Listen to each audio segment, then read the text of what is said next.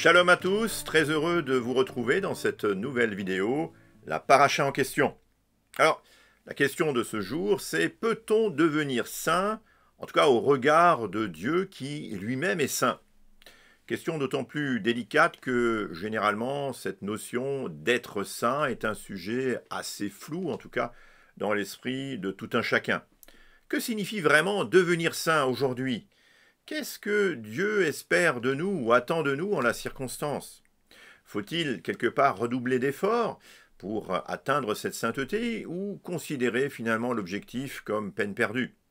Lisons au chapitre 19, verset 1 du Lévitique.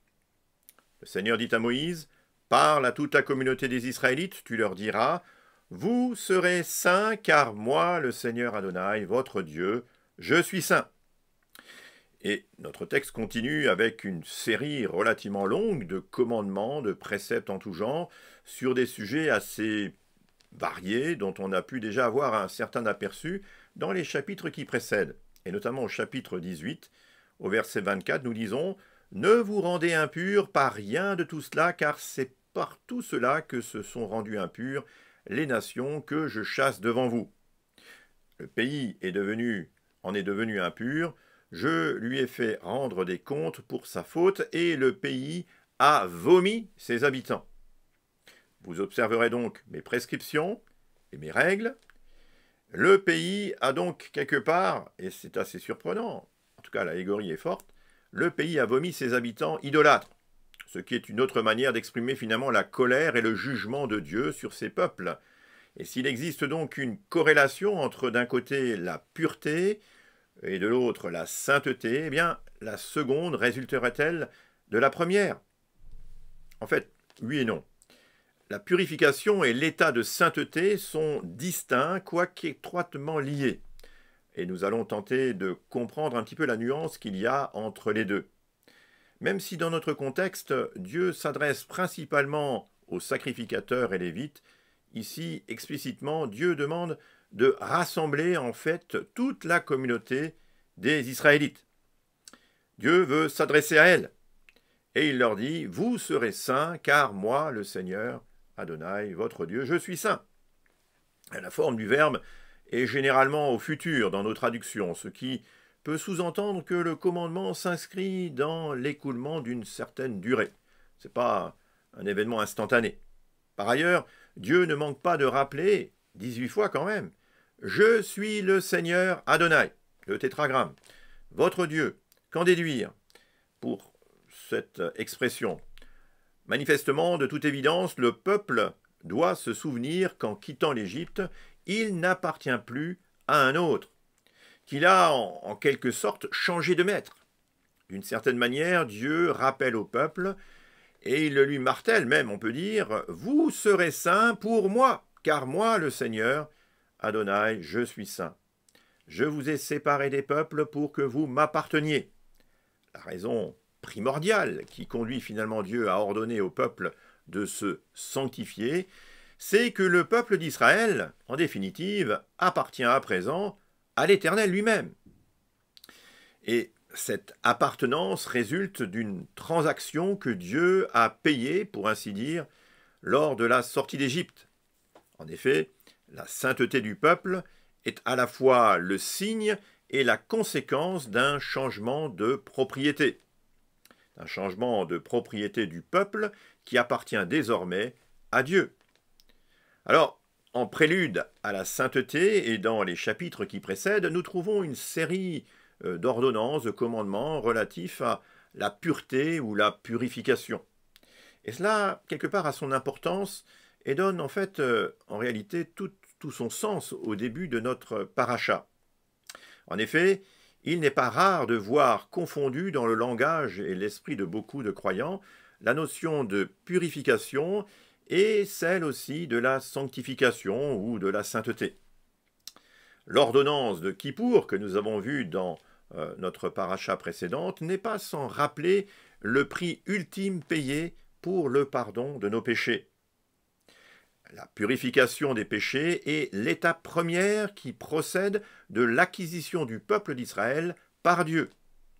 Le peuple esclave est affranchi en vertu d'une transaction divine en quelque sorte, que Dieu paye, pour ainsi dire, au travers de l'agneau pascal de Pessah. En effet, à Pessah, Dieu s'est acquis un peuple pour en faire son premier-né. Il scelle ainsi cette libération par le sang de l'agneau répandu, comme vous le savez, sur le bois des linteaux des portes, comme un signe prophétique finalement. En effet, le sang de l'agneau est une préfiguration du don du Mashiach, du Messie, et de son offrande expiatoire pour le peuple. C'est le sang qui préserve le peuple du jugement. C'est par ce sang qu'il est purifié de sa faute. Et c'est ainsi que nous rappelons chaque année à Pessah notre affranchissement par le sang.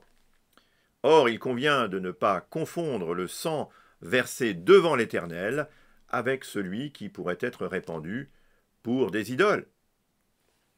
C'est Dieu qui nous a rachetés et c'est le sang de l'agneau versé à Pessah qui garantit en quelque sorte l'acte de propriété qui fait d'Israël le peuple qui appartient à Dieu.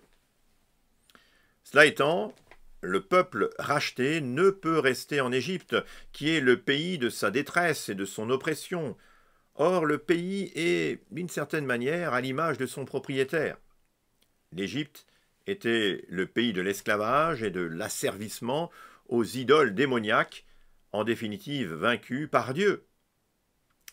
Le pays de Canaan, pays de la promesse, est celui que Dieu destine à son peuple.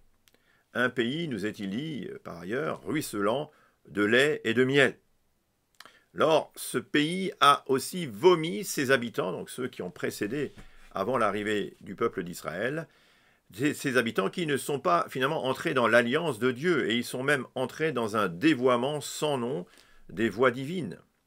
La sainteté se caractérise alors de la façon suivante. Dieu est saint et se distingue de toutes les idoles de bien des manières. Or, le peuple de Dieu est appelé à ressembler à son Dieu, à l'imiter. Dieu est en quelque sorte le modèle, celui vers qui doit se porter l'imitation du peuple. Ainsi donc, les mitzvot, les commandements, ne constituent pas le moyen de se purifier ou de s'approcher de Dieu. En effet, c'est par le sang seul que s'opère la purification et rien dans l'observance des commandements ne saurait en réalité assurer une quelconque rédemption, un quelconque rachat aux Israélites. C'est pourquoi la purification des péchés précède la sanctification et nous pouvons même affirmer que celui qui est purifié entre alors et seulement alors dans un processus de sanctification. Or, si la purification est réalisée par un acte unique et le sang versé une fois pour toutes, la sanctification, elle, procède plutôt d'un processus continu qui commence après la purification. Pour résumer, nous pouvons affirmer que la purification de l'Israélite conduit naturellement celui-ci à la sanctification et à la sainteté. C'est ainsi que la pureté amène à la sainteté et non l'inverse. Peut-on alors devenir saint au regard de Dieu qui, lui, est saint? Eh bien, assurément, il nous faut le reconnaître en toute humilité que c'est Dieu seul qui purifie nos consciences de nos fautes et lui seul qui transforme nos vies selon sa grâce. Le sang du Mashiach, Yeshua, nous a purifiés de nos péchés et c'est ainsi que nous avons été rachetés pour lui appartenir. C'est donc de cette manière seulement que nous sommes déclarés saints devant lui pour ensuite le servir dans une vie nouvelle. Comme l'exprime aussi d'ailleurs d'une certaine façon l'apôtre Paul dans la deuxième lettre aux Corinthiens au chapitre 5 verset 17, nous lisons « Si quelqu'un est dans le Messie, il est une nouvelle créature. Les choses anciennes sont passées, voici toutes choses sont devenues nouvelles. » En fait, en réalité, littéralement, il faudrait dire « toutes choses deviennent nouvelles ». Quelle joie alors de ne pas avoir à œuvrer pour sa propre purification de nos fautes et de se savoir en réalité accompagné pour grandir vers la sainteté. Encore faut-il avoir franchi le pas d'un changement de propriétaire, si j'ose dire. Car celui qui n'appartient pas à Dieu ne saurait être ou devenir saint. Alors, chers amis auditeurs, il est encore temps de le faire. C'est un chemin que je vous propose de suivre. J'allais dire vidéo après vidéo. En tout cas, je vous remercie de votre attention. Shalom à tous et à bientôt dans la paracha en question.